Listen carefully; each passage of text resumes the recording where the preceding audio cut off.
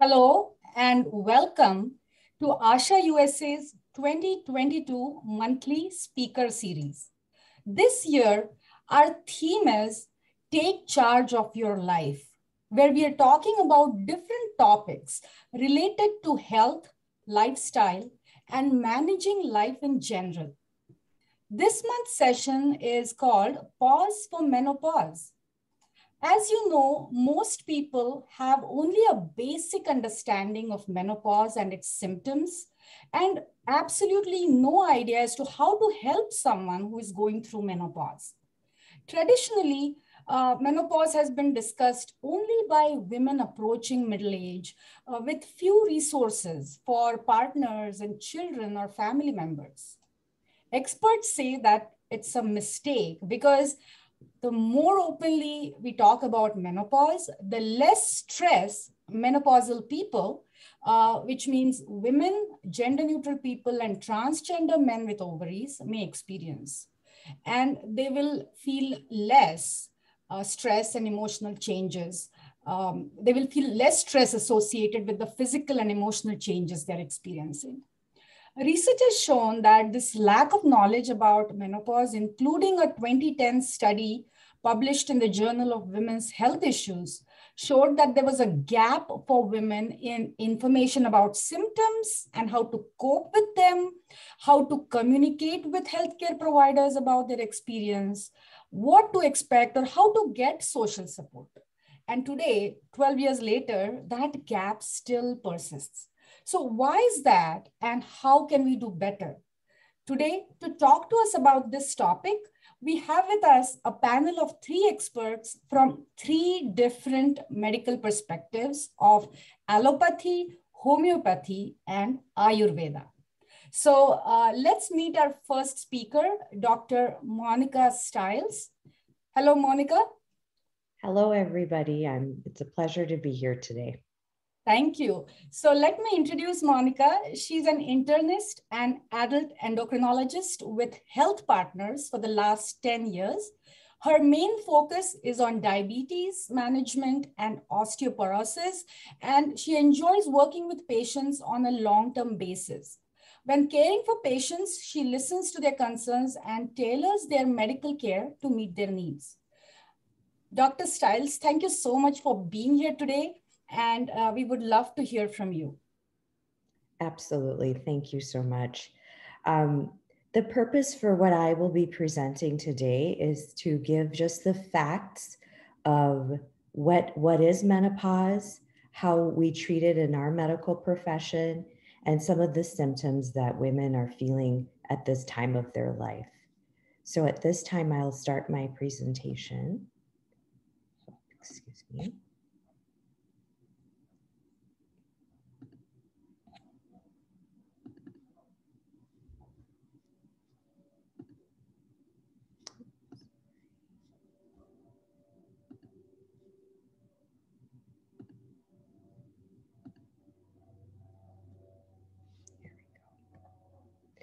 So just a quick overview of what is menopause. It is the actual decline in reproductive hormones, specifically the hormone called estradiol, when a woman reaches her 40s or 50s. The strict definition of menopause is signaled by 12 months since the last menstrual period. On the right, you'll see the different phases of your life cycle: puberty, during puberty, menopause, and during and after menopause. And on the right, you'll see the different levels of the estradiol. During puberty, we have levels all the way up to about 35. Before menopause, which is the perimenopausal, it ranges between 15 to 350. And during and after menopause, levels become less than 10. Here's a great depiction of estrogen levels over the age. Less than 45 is our premenopausal area, which is our normal productive life, reproductive life. Perimenopausal, you'll see there, it's very undulating, those levels of estrogen. So perimenopause is really interesting because when levels are low, you'll have those symptoms of menopause, but then they'll rise again and then they'll fall again. Sometimes it's the actual changes in those levels that cause the symptoms and not the absolute number. And then when we hit menopause in our 50s, we see that the levels of estrogen are very low, and then we move into the menopause state of our lives. In perimenopause, which is the time leading up to menopause, describes a time when hormones start to decline and menstrual cycles become irregular. These symptoms of menopause can be hot flashes or vaginal dryness, and they can actually start up to 10 years before the age of menopause. So most women in their 40s are actually perimenopausal. And 40s are actually characterized by a decrease in fertility, which is due to the low estrogen levels. And here again, we see in the perimenopausal range in our 40s, we'll start seeing some of those symptoms. The second stage is the menopausal stage. This occurs when ovaries stop producing the hormones altogether. And that's when, like I said before, 12 months of no periods. Once this has occurred, you are now postmenopausal. This depiction shows all the symptoms that can be related between 45 and 55, and that's when your menstrual periods stop. The last stage is the postmenopausal stage. This is the time after menopause has occurred, and you are now characterized as postmenopausal for the rest of your life. This phase of your life shows increased risk of certain health conditions like osteoporosis and heart disease. Again, over the age of 55 is considered postmenopause, increased risk of osteoporosis, breast cancer, heart disease, and urinary tract infections. And here are all the stages of menopause listed together. So on the right, you'll see premenopausal. There are no noticeable changes, but hormone levels are already starting to shift. The perimenopausal, this is when you start having irregular periods, mood swings, and some women will experience weight gain. And then the menopausal stage of your life, the average age is about 51 years of age. So what are the main symptoms of menopause? Some women will experience hot flashes, vaginal dryness, sleep disturbances, and issues with anxiety and depression. And some women will have no symptoms whatsoever. The diagnosis of menopause is typically made clinically, and the diagnosis is 12 months without a period. There are hormonal tests that we can do, which some women do like to know, and that's a level of estradiol or those ovarian hormones that are very low, and a rise in pituitary hormones, the FSH and LH. This I found was a really great picture to really look at estrogen levels, quantifying it. You can see the red is estrogen, and it shows kind of a glass half full, glass half empty. And as you can see through the years, those estrogen levels do decline, and they continue to decline throughout our life cycle. So what are the various treatment? Just to remind everybody, menopause is a natural process. It really doesn't need to be treated.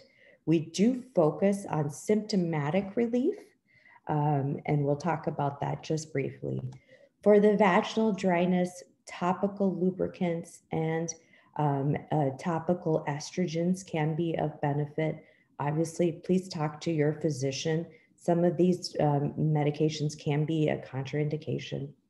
For hot flashes, we can use a drug called venlafaxine or hormone replacement therapy, and we'll talk about that briefly as well. So hormone replacement therapy, it can be a real option. It is recommended for short amounts of time for women and for women, for certain women and for certain conditions.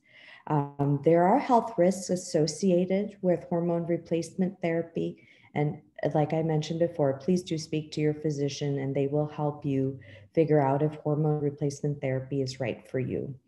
Health risks do include blood clots, strokes, increased risks of breast cancer, and endometrial cancers. There are different alternative types of treatments that we can use for replacement of estrogen, and that should be discussed with your physician. So what are the health risks associated with being postmenopause?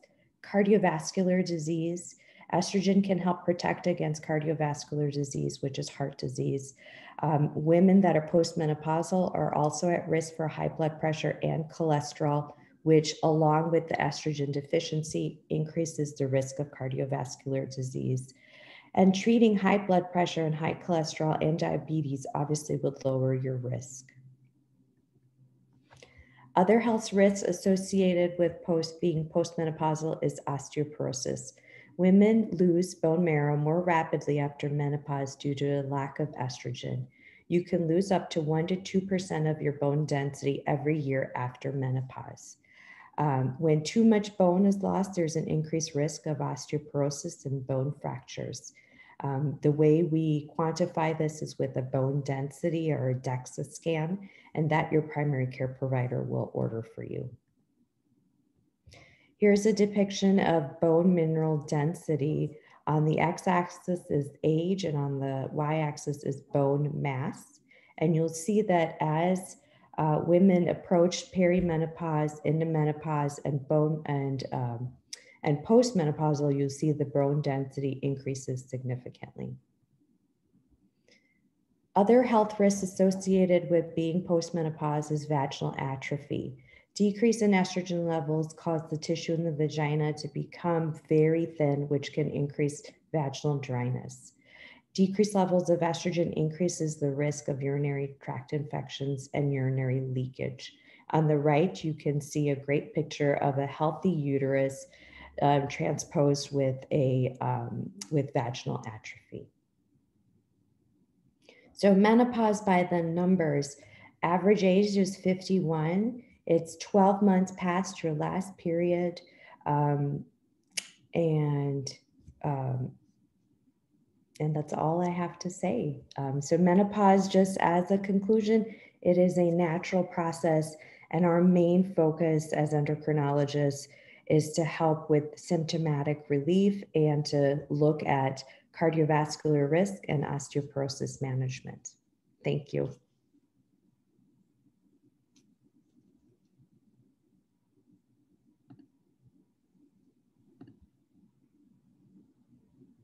Thank you so much, Dr. Stiles. That was really very informative. I do have quite a few questions, but I think we will have all our speakers speak, and then we will do a question answer session. So thank you.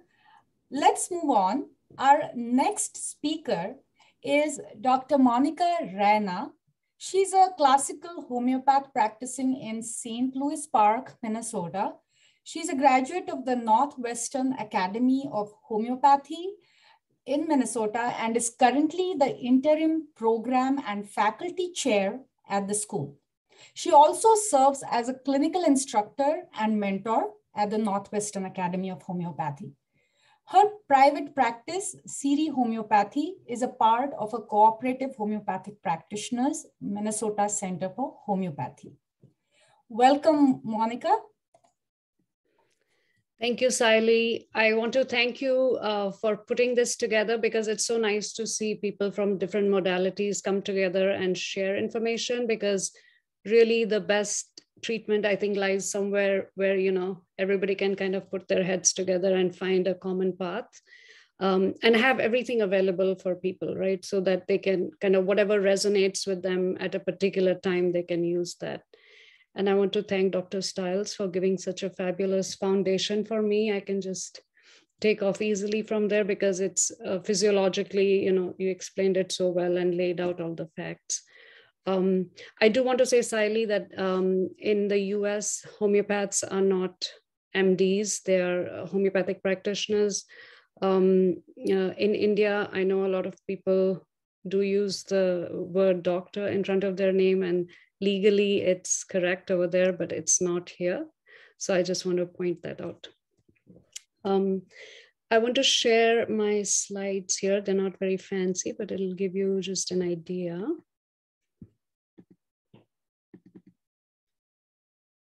Okay, so I think I might be ahead over here. Let's see.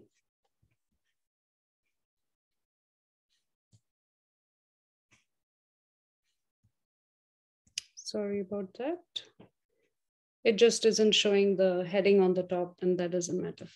So the difference in homeopathy is really the treatment is for the person as a whole. So we take the emotional, mental component into account.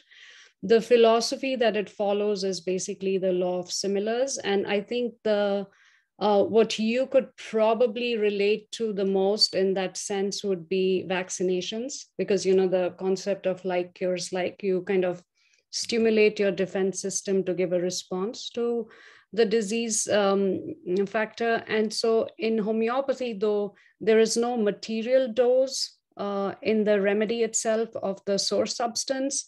It's just an energetic essence of the source substance. So in that way, you might have heard people who have had experience with homeopathy in India say it's harmless, but it's actually not harmless, because even though they don't have a material dose, they are quite potent because energetically they carry the essence of the source substance. So you should always work with a practitioner who can follow up with you and see what the response to the remedy is.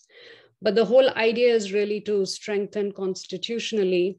And the difference between a vaccination and a homeopathic remedy would also be that it is individualized to the person. So it's not targeting a disease or a symptom. It's really to match the person as a whole, like the emotionally, mentally, and physically all together, what the person is presenting, what is their experience in life, to match a remedy which kind of resonates with that kind of an experience.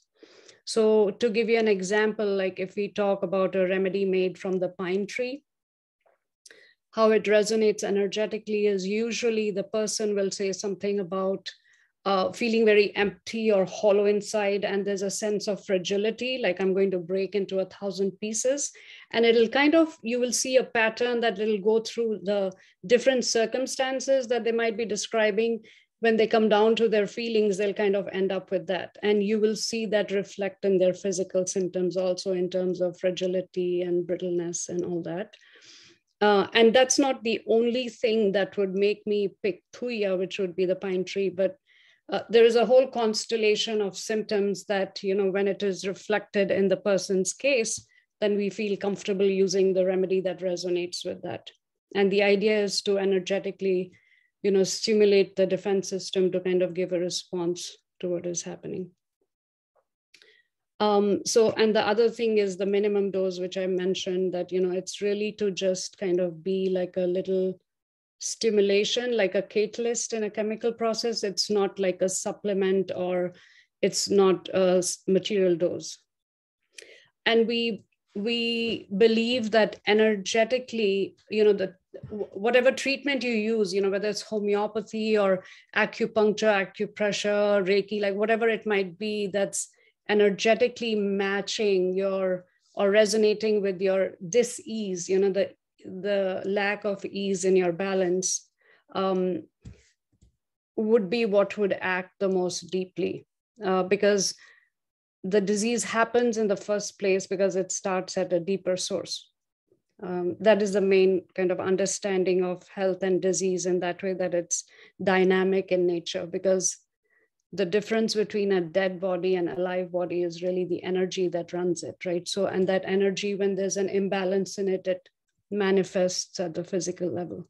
So homeopathy is not the only modality that believes in this type of a connection, right? I mean, we are quite familiar with that outside of homeopathy, but in homeopathy, the remedies basically stimulate by giving a minimum dose, which doesn't have a material dose.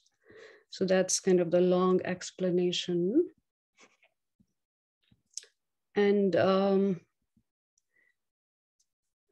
like Dr. Stiles said, it's a natural part of aging. So in itself, you know, menopause is not a disease or a problem. But depending on the susceptibility of the person, depending on the state they are in, emotionally, mentally, you know, whatever their fears are, whatever the stressors are, and wherever, you know, given their whole experience of life, wherever they have a susceptibility of where their problem lands physically. So in case of somebody who has more symptoms before or during menopause, they usually have a susceptibility for the reproductive system anyway. And I won't go through the symptoms because we had a really nice explanation of that just now. But we try to kind of get to what is underlying that emotionally, so that we don't have to keep repeating the remedy, so that they can strengthen up constitutionally. So the individualization is important in that way. For example, you know, estrogen is like a supplement that is available in the market over the counter. It's mostly black cohosh, which in homeopathic remedy is called, the Latin is simicifuga. It's a very commonly used remedy, but we can't give simicifuga to everybody. We would have to see like the constellation of symptoms mentally, emotionally, physically has to resonate with that energetic pattern. And so in that way, even for people who use estrogen, they would have to watch out for the side effects, right? So not everybody. So this is one of the things actually, you know, sometimes in Ayurveda, we'll find out, you know, how it's done again, individualization.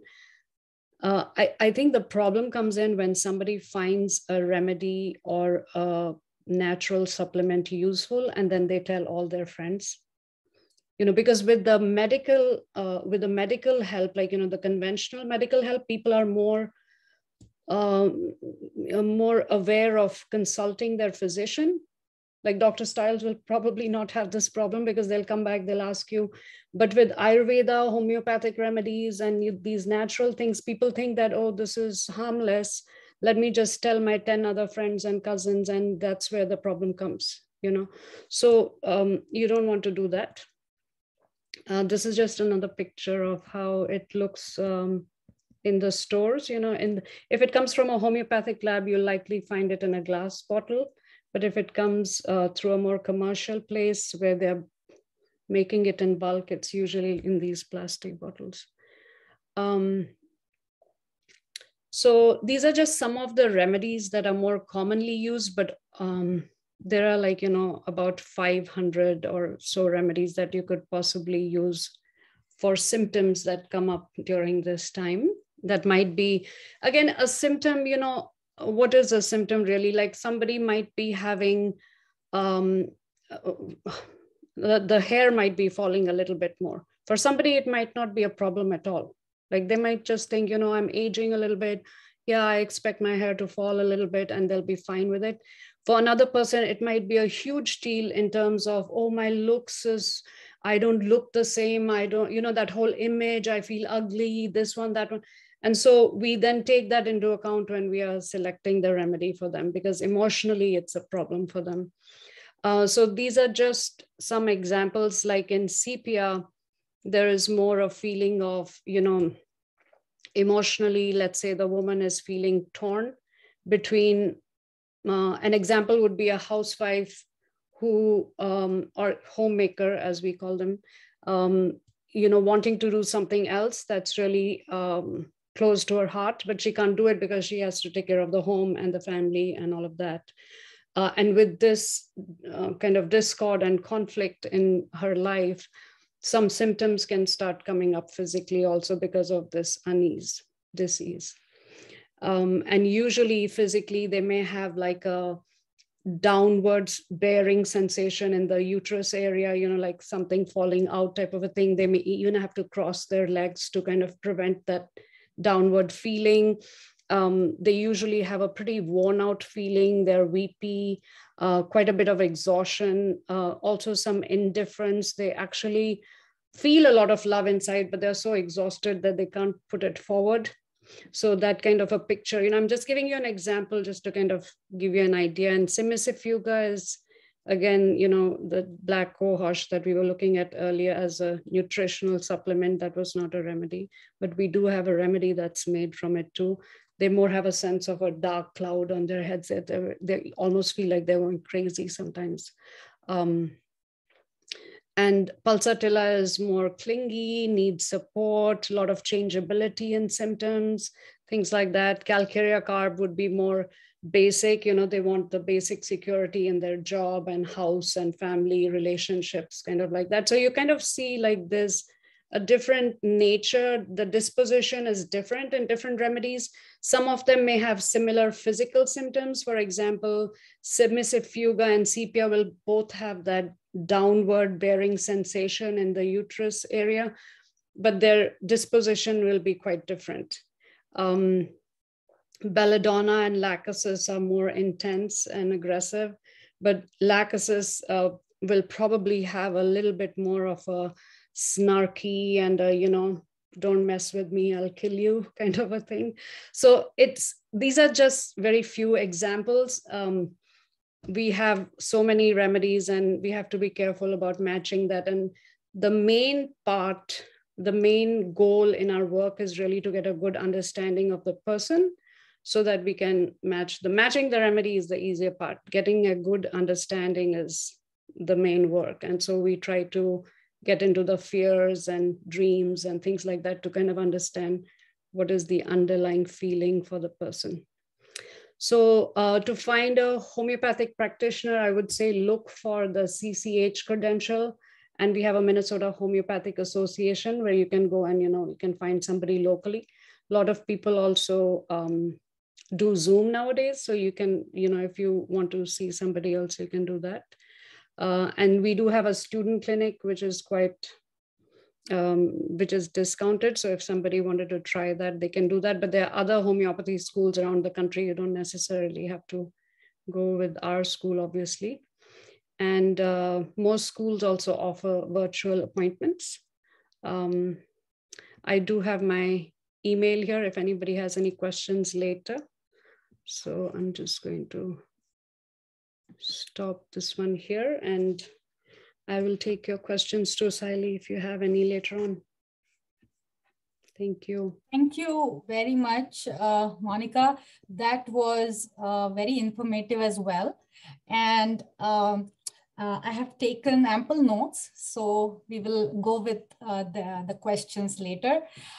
Next, let's go to our next speaker, Dr. Asavari Manvikar. Hello, Asavari. Hello. Hi, Saili. Hi.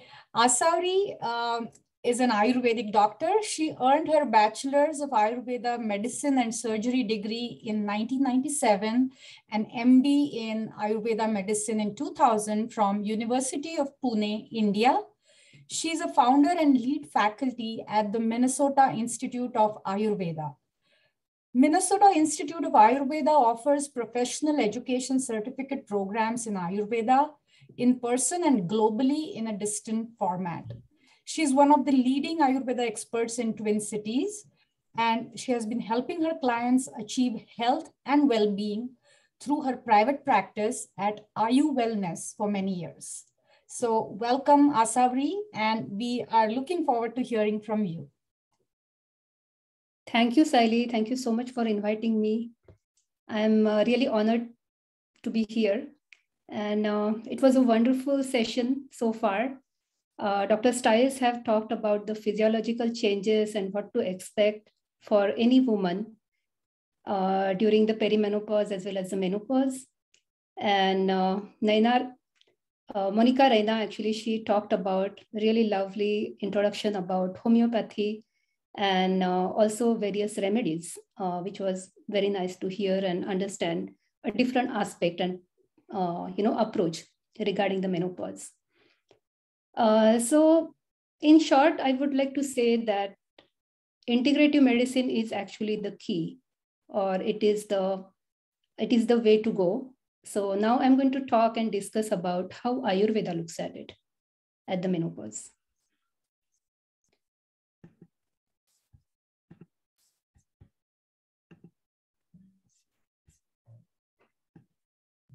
Okay.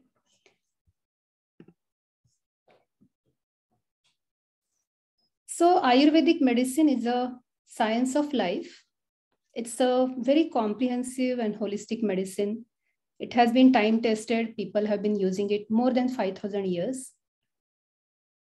And there is a lot of evidence base regarding Ayurveda. There are a lot of research articles regarding various therapies as well as herbs and spices. So what is really the goal of Ayurveda? To achieve optimum health and wellness for prevention by balancing mind, body, and spirit. So as I was talking about the prevention, right? When we look at the menopause, it's all about the preparation. If we want to prevent anything, we need to really focus on everyday life and then make sure that we are planning ahead of time. So eating right kind of food, having really good lifestyle can help us to prevent the issues in the future. So Ayurveda is all about the discipline and also daily life as well as the seasonal routine.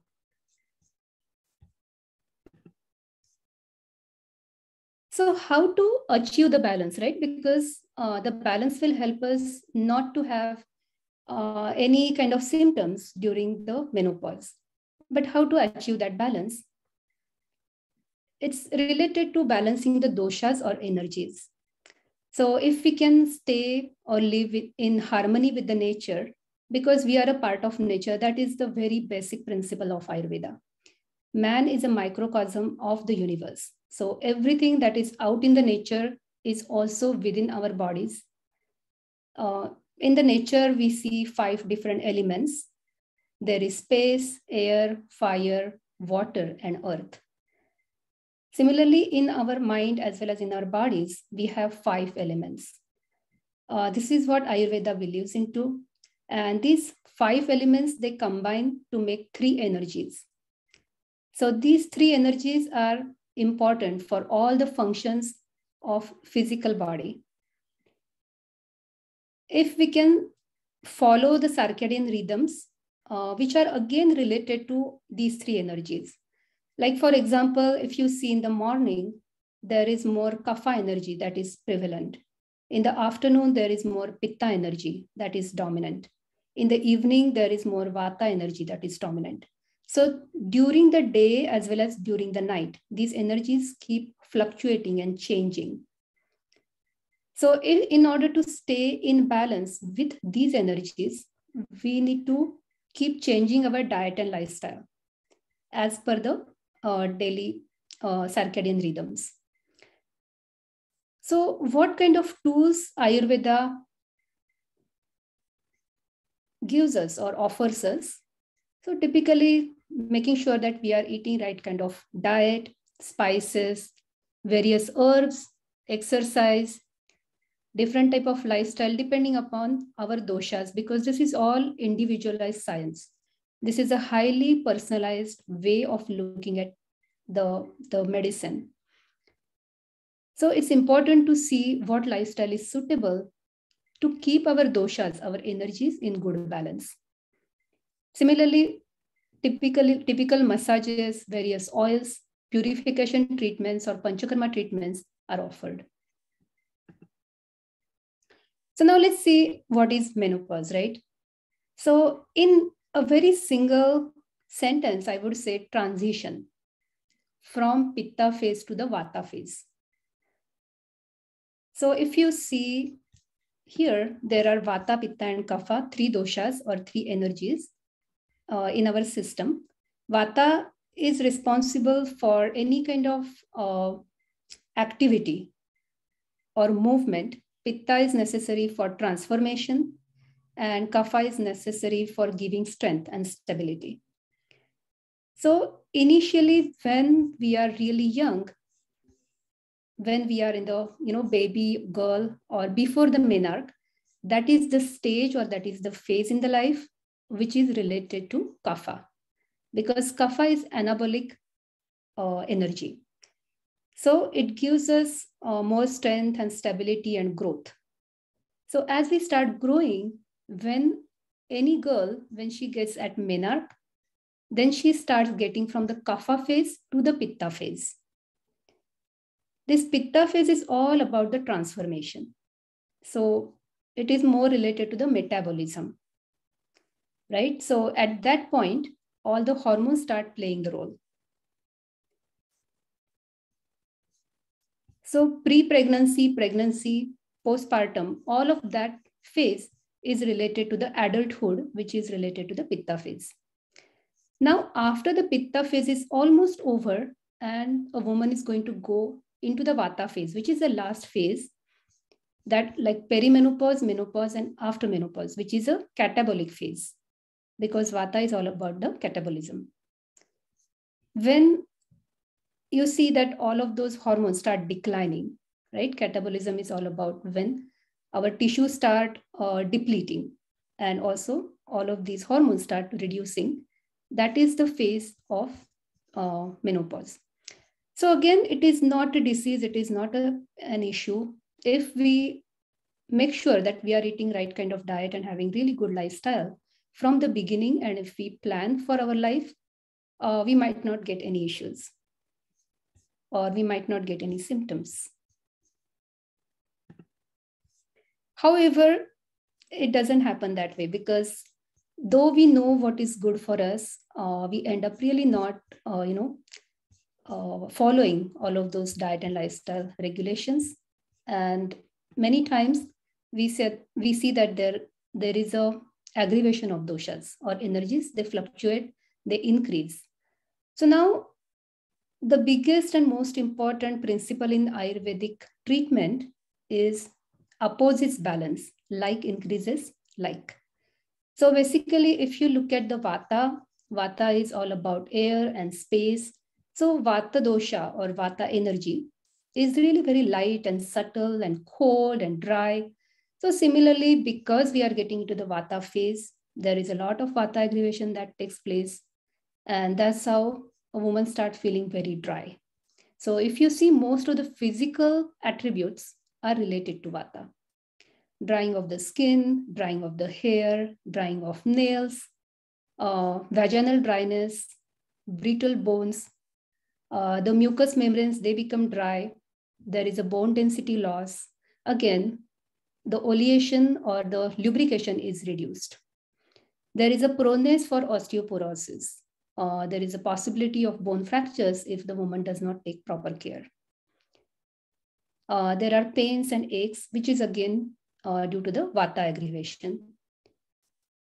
If you look at the physiological aspect, most of the times there is insomnia, because there is so much subtlety and irregularity. Those are the qualities of Vata which increase in the mind. The mind cannot really rest. So there is a little bit of restless feeling, and a woman cannot really fall asleep. Lots of thoughts are running. There is constipation because of the dryness. Many times there are fluctuations in the mood. There are fluctuations also in the blood pressure, because there is not much stability due to the Vata's subtle and irregular aspect. There is, extreme coldness that happens right after the hot flashes. Many times women have their hands and feet very, very cold. If there is a lot of Vata aggravation we find in a woman. The frequency of the urination increases, because Vata is about the activity, right? So there is hyperactivity, and sometimes there can also be heart palpitations. So racing of the mind, racing of the heart, all of the excessive activity, that's what we see. In the mind, there is definitely mood swings. Sometimes there can be anxiety and depletion, and not much stable thoughts. So at some point, we start seeing that there is a declining of memory, which is again a Vata attribute. So typically, if there is too much Pitta, and again, it depends on each person, because a person might be a Vata individual, or Vata constitution, Pitta constitution, or Kapha constitution, which we call it as Prakruti, or a body type. So it can be your individual body type, or it can be due to the diet and lifestyle that dosha is aggravated. So if the Pitta is aggravated, Pitta is like fire, right? Fire is really very hot and sharp and very intense. So similarly, we find that a woman start having, lot of inflammation. So there can be skin rashes, there can be acne, tendinitis, which are the all physical attributes. And many times due to the excessive heat of that pitta or the fire, a woman starts having a lot of hot flashes. It is extremely unbearable, difficult to fall asleep. Sometimes it can be excessively heavy bleeding. That is also due to the pitta aggravation, because it increases the heat in the body. Heat can also rise up, and there can be migraine, headaches, night sweats. There can be frequent UTI. So these are again, some common symptoms that we see. If that pitta is extremely high in the mind, due to the heat in the mind, there can be anger issues, or there can be irritation, or sometimes there can be frustration because the things do not happen as the woman is expecting, right? So there is all about, all of these symptoms are related to the excessive pitta. Few times we also find that there is a kapha aggravation. So this kapha is a heavy, dull, and kind of water and earth, right? Like muddy. Water and earth mixed together to make mud. Similarly, this mud creates like heaviness in the body, heaviness in the mind. So a woman can, gain a lot of weight. There can be water retention. There can be swelling. There can be a tendency to get yeast infections because it's a breeding ground. So she might get a lot of infections, and there can be excessive heaviness in the body, in the mind. Sometimes there is a depression and just feeling lethargic. Sometimes we find all of these symptoms together. So depending upon the constitution as well as depending upon the diet and lifestyle, a woman might get all three doshas aggravated. And it can be a permutation combination of all these symptoms. So now let's see what we can do, right? There are lots of herbs and there are lots of remedies that we use, but mostly I'm going to talk about self-care or the diet and lifestyle. Anyone can try on their own at home. So as we have seen, Vata is very dry and cold. It's air and space. So to reduce that dryness and the coldness, what can we do? We want to bring the opposite principles.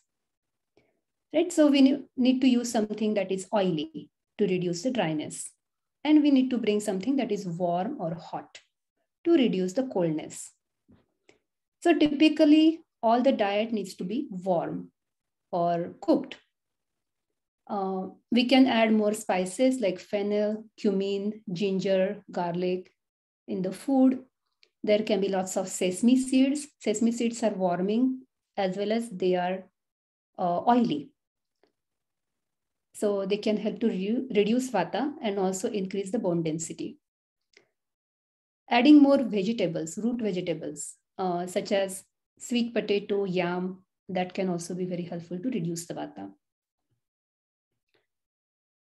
And typically why this vata increases is due to the extremely cold foods.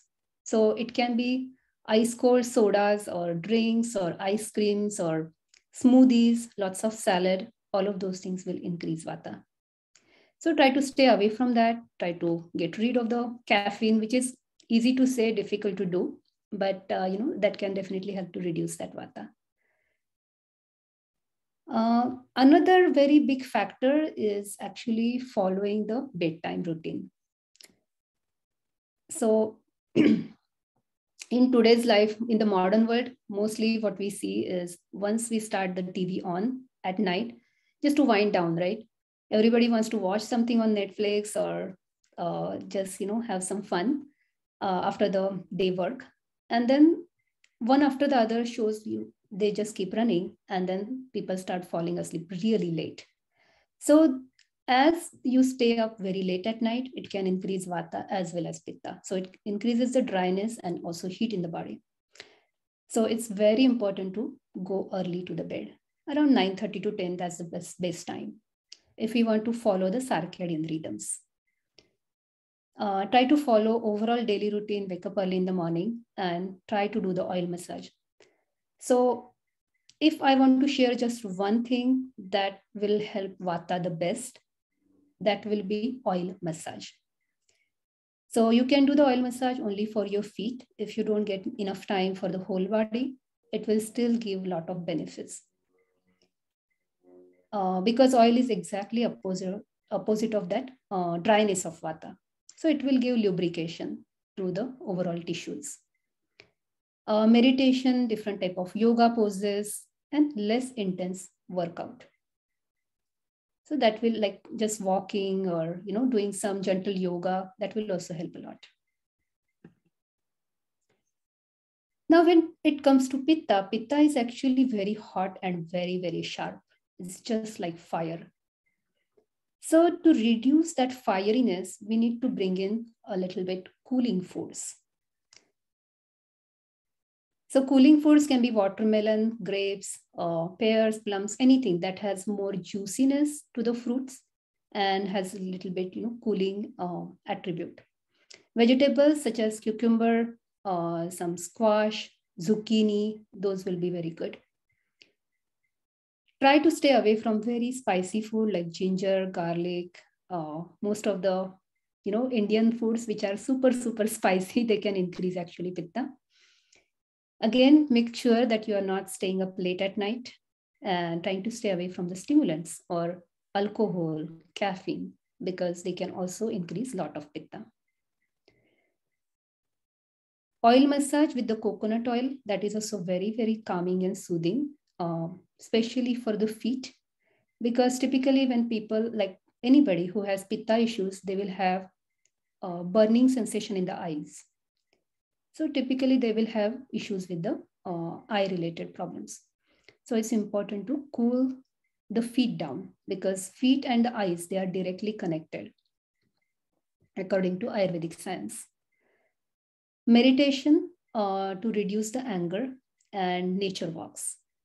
So as you can get close to the water, we have plenty of lakes here. So we can just go and take nice walks around the lakes, which is actually the best treatment for Pitta. Because Pitta is fire, and if you want to calm down or reduce the fire, besides water, there is nothing that can help to reduce the fire. For Kapha, Kapha is really very earthy and heavy and dull and kind of dense. Definitely, it's a lovely energy, very important for stability and also growth.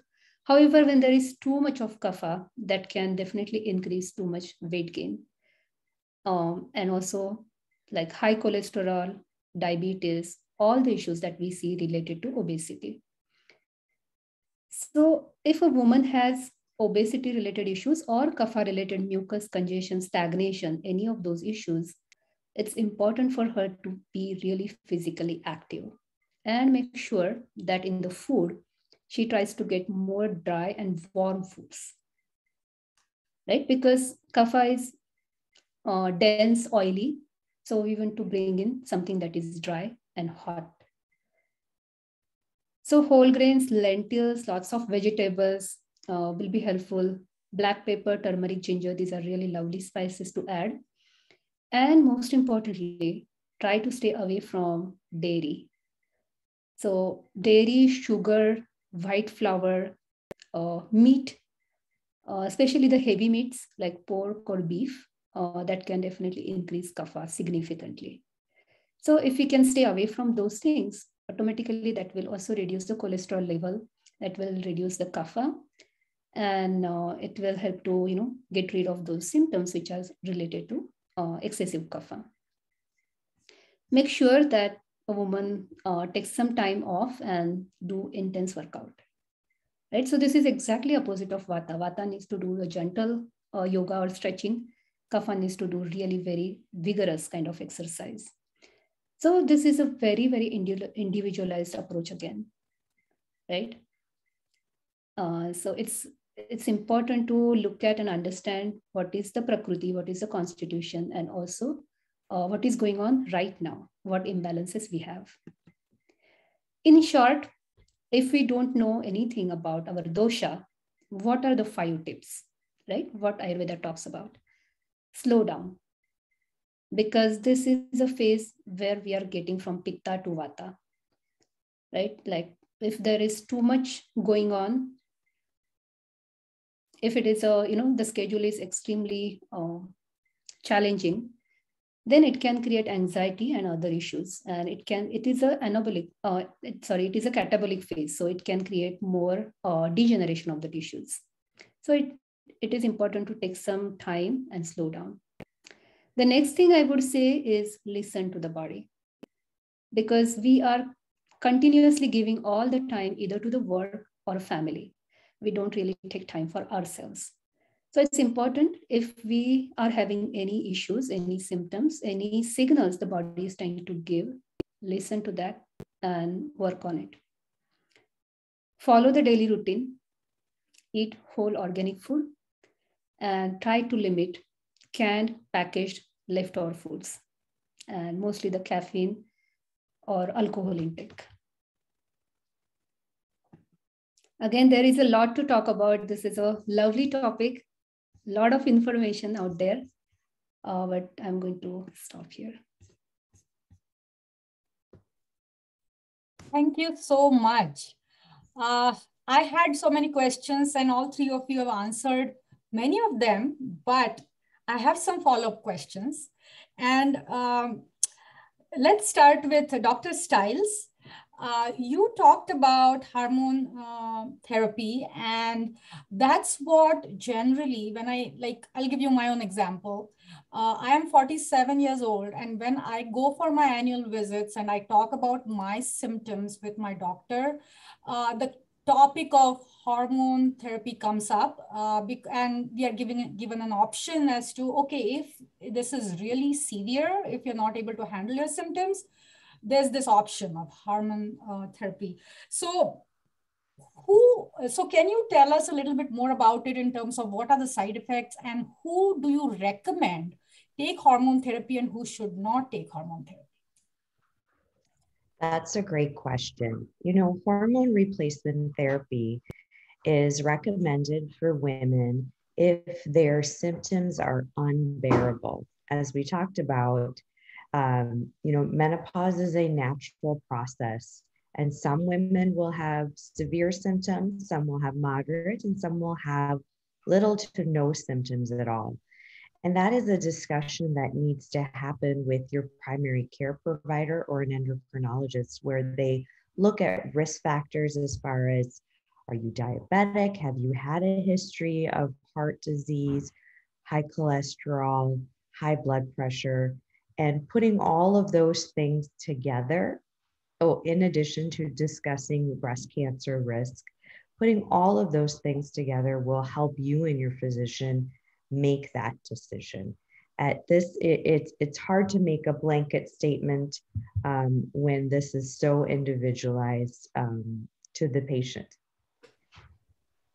Yeah.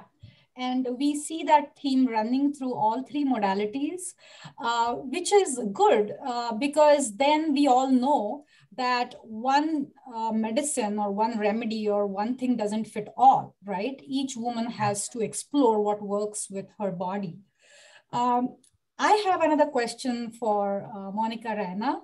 So you talked about how different remedy for different women, depending on what they're going through emotionally, mentally, physically.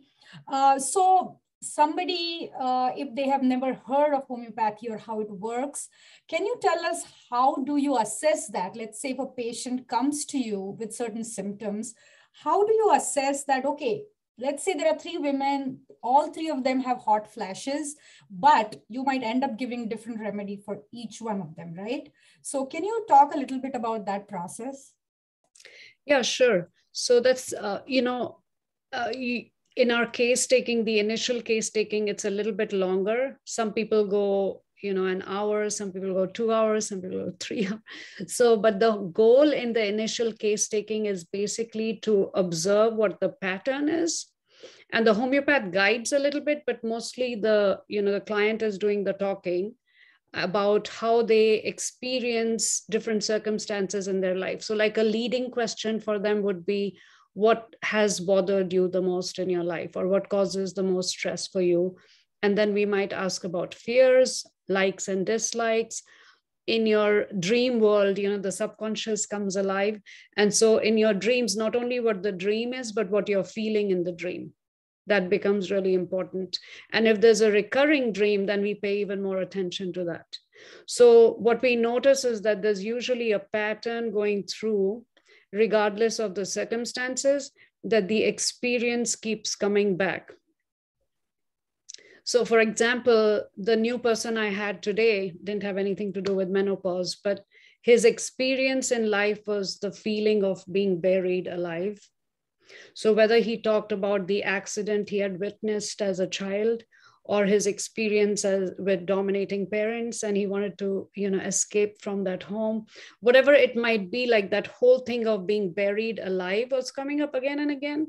And his physical symptoms showed up as, numbness or paralysis or can't see, fear of the unknown, very related to, and he kept doing this, so kind of when you're buried alive, or an example of MRI, like, you will see there's a pattern in their experience.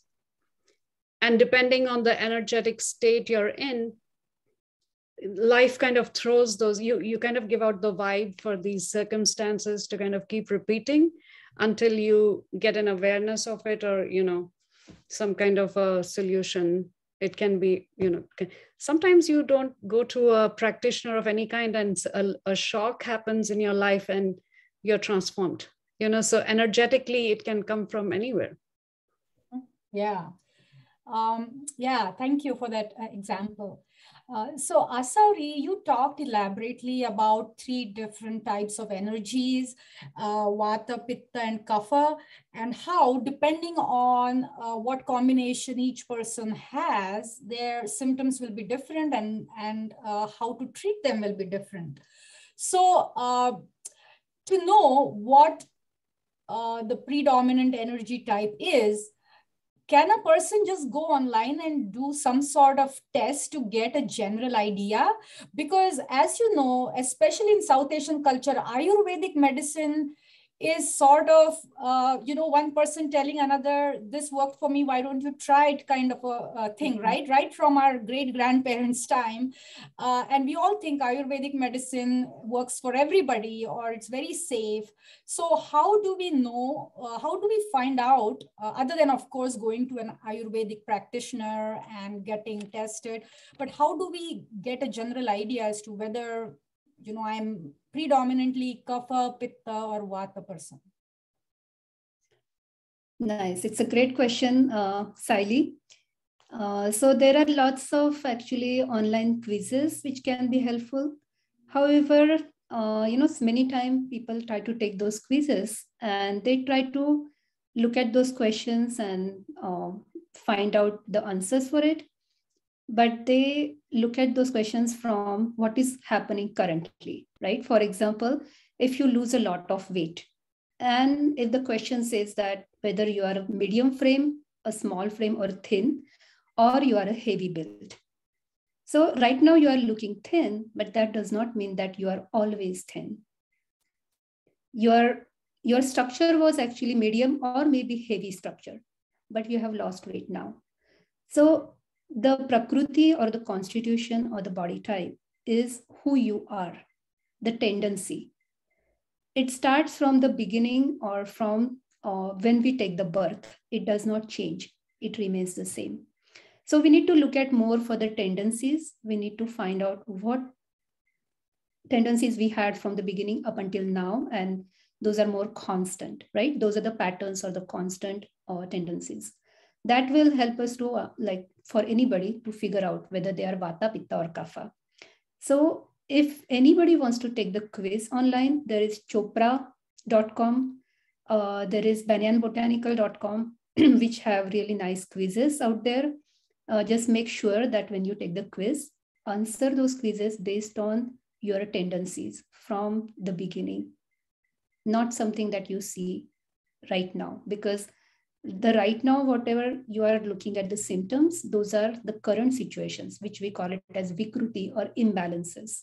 That is the deviation from who you are. Yeah. Another question that I have, Dr. Stiles, is there are a lot of over-the-counter supplements available if you go to any pharmacy or even grocery stores, right? And they advertise them as, you know, for menopausal women during perimenopause or post-menopause. So are there any general supplements that you recommend, or do you think that would not work and you should just ask your physician? So that, the question of over-the-counter medications is a great question, because often, patients don't think that those are actually medicines per se. And so the best thing to do as you're entering your perimenopausal and menopausal phase of life is to be on a really good multivitamin that has calcium, iron, and vitamin D.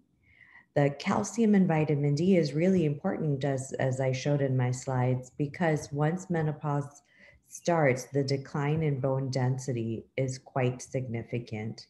Remembering that we build our maximum bone density in our 20s, and then there's a decline slowly over time, and in menopause, there's a deep decline. So making sure that we're doing everything we can prior to when our symptoms start of menopause is very, very important.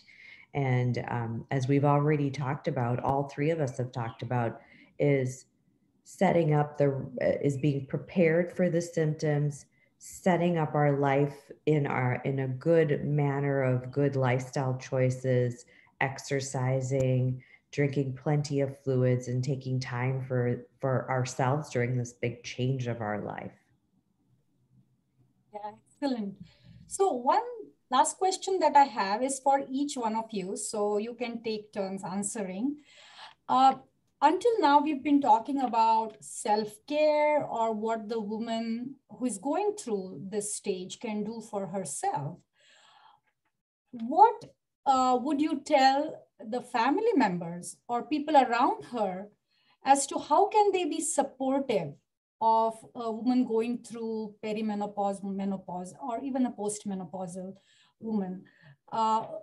If you can think of some suggestions, because we don't live in isolation. We live in a family, we work in the community, and women do so much. So what can we tell others so that they can be supportive?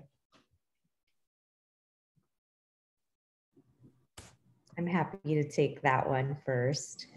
I think this discussion is wonderful in the sense that we're really allowing people to have the right terminology to express how they're feeling. And it's important because menopause isn't just happening to the woman, it's happening to the family as well. And having such an open dialogue with family members is perfect. Making sure that people are aware of the situation, having a light fan with you at times. Maybe you and your partner have a code word when you're in a situation where you just say this one word, and your partner knows that they need to help get you out of the situation so you can cool down, get you a cool beverage. And I think for most women, the hot flashes are the most public of their symptoms, and making sure that there are family members around that can be supportive of that.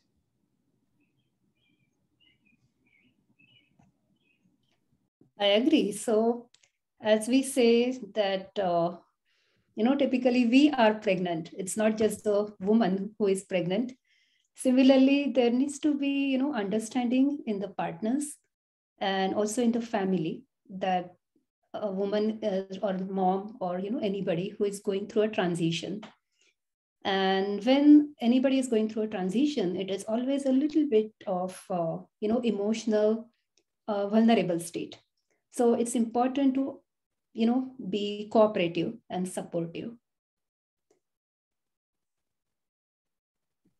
Yeah, I would agree with the ladies, and I'm sure, Saili, you think the same way. It's, communication, communication, communication. I think it's up to the woman also to educate everybody around her what it is like, and that she's working on it, and it's not just her problem alone. It's in the family. So yeah, and especially the topic of menstruation, I think, is a taboo topic, right? Especially in our culture, where even as a little girl, when she starts menstruating, to a pregnant woman and now a menopausal woman, all have a hard time talking about that period that they experience every month, right? It is such a big part of their lives. So I would say that this was a great session. We are out of time, so we will have to pause here. But of course, we would love for everybody to start the conversation and keep it going. And as we saw, according to all three modalities, menopause is not a disease. And I loved how you put it, Monica Rana, that it's dis-ease. It's more like, a natural part of aging. And how each person goes through menopause is a very individualized experience. And so it's very important to figure out what you are going through and create that balance in your body by using various means. And self-care, of course, is important, but it is also important to communicate what you are going through physically, emotionally, and psychologically with your family members or co-workers if need be. And I think that's the gist of it. I want to thank all three of our speakers.